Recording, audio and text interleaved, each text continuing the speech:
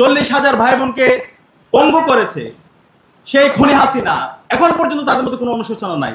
ফ্যাসিবাদ বিরোধী যারা আন্দোলন করেছে তাদেরকে গুম করেছে, তাদেরকে খুন করেছে, প্রতিটি ক্যাম্পাসে ক্যাম্পাসে শিক্ষার্থীদের উপর নিপীড়ন করেছে, নির্যাতন করেছে এবং সেই নির্যাতনের বৈধতা দিয়েছে। আপনারা জানেন 2012, 13, 14 সালে বাংলাদেশে ফ্যাসিবাদ বিরোধী অনেক আন্দোলন সংগ্রাম হয়েছে এবং সেই আন্দোলন সংগ্রামগুলোতে আমাদের শত শত মুক্তিকামী ছাত্র জনতা জীবন দিয়েছে। 2023 সালে আল্লামা দেলোয়ার হোসেন সাঈদীর 28 ফেব্রুয়ারি রায় পরবর্তী সারা দেশে গণহত্যা সংঘটিত হয়েছে। 2013 সালের 5 মেতে শাপলায় গণহত্যা সংঘটিত হয়েছে। এভাবে বিচারিক হত্যাকাণ্ডের মাধ্যমে ফ্যাসিবাদ বিরোধী যারা আন্দোলন করেছিল তাদেরকে বিভিন্নভাবে ফ্রেমিং করে শাহবাগ কায়েম করার মাধ্যমে সে বিচারিক হত্যাকাণ্ডের বৈধতা দেওয়ার চেষ্টা করেছিল। যুক্তরাষ্ট্রের 1 নম্বর জিম চেইন গোল্ড জিম এখন আবারও বাংলাদেশে বসুন্ধরা আবাসিক এলাকা ও বসুন্ধরা সিটি শপিং মলে। এবং এটা যেই প্রতিবাদ করেছিল তাদেরকে গুম করা হয়েছিল। শিক্ষার্থীদের মধ্যে থেকে যারা প্রতিবাদ করেছে তাদেরকে গুম করা হয়েছে। এখন পর্যন্ত আমরা জানি না ছাত্র শিবিরের ইসলামী বিশ্ববিদ্যালয়ের নেতা ওয়ালিউল্লাহ মুকাদ্দিস কোথায় আছে, এখন পর্যন্ত আমরা জানি না। বিএনপির ইলিয়াস আলী কোথায় আছে, এখন পর্যন্ত জানি না। আমাদের সুমন ভাই কোথায় আছে। এভাবে আমাদের শত শত নেতৃবৃন্দকে ফ্যাসিবাদ বিরোধী যারা আন্দোলন করেছে তাদেরকে গুম করা হয়েছে এবং সেই গুমে আমাদের ব্যারিস্টার আরমান ভাই, আজমি ভাই এবং সেই গুমে হুম্মান কাদের চৌধুরী ভাই থেকে শুরু করে মাইকেল চাকমা অসংখ্য ভাইরা তারা গুম অবস্থায় ছিল, তাদেরকে বছরের পর বছর নির্যাতন নিষ্পেষণ করা হয়েছে। এবং এই জুলাই বিপ্লবের মাধ্যমে আজকে আমরা আমাদের এই গুমের শিকার আরমান ভাইকে ফিরে পেয়েছি, আজকে আজমি ভাইকে ফিরে পেয়েছি, মাইকেল চাকমাকে ফিরে পেয়েছি। কিন্তু এখন পর্যন্ত ওয়ালিউল্লাহ মুকাদ্দিস ভাইরা কোথায় আছে সেটা আমরা জানি না। এখন পর্যন্ত সুমন ভাই কোথায় আছে সেটা আমরা জানি না।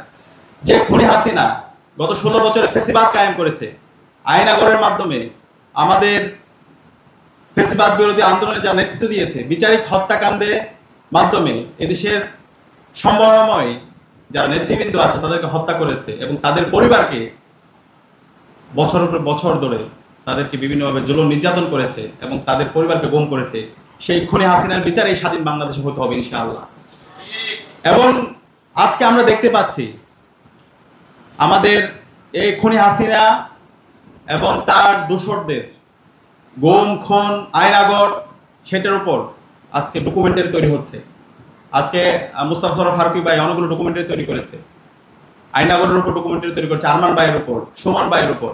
কিন্তু সেই ডকুমেন্টারিগুলোতে আমরা দেখতে পাচ্ছি খুনি হাসিনা এবং তার দোসররা সেটাকে নাটক বলতেছে। যে খুনি হাসিনা গত 16 বছরে বাংলাদেশে ফ্যাসিবাদ কায়েম করেছে, এই জুলাই বিপ্লবে আমাদের 2000 ভাই বোনকে শহীদ করেছে, 40,000 ভাই বোনকে পঙ্গু করেছে, সেই খুনি হাসিনা এখন পর্যন্ত তাদের মধ্যে কোনো অনুশোচনা নাই। এই গণহত্যাকে, এই শিশু হত্যাকে, এই আইনাগর, এই সব কিছুকে তারা নাটক বলছে। আমাদের ছাত্র জনতার পক্ষ থেকে স্পষ্ট দাবি, বাংলাদেশে খুনি হাসিনা এবং তার দোসরদের রাজনীতি করার কোনো অধিকার নাই।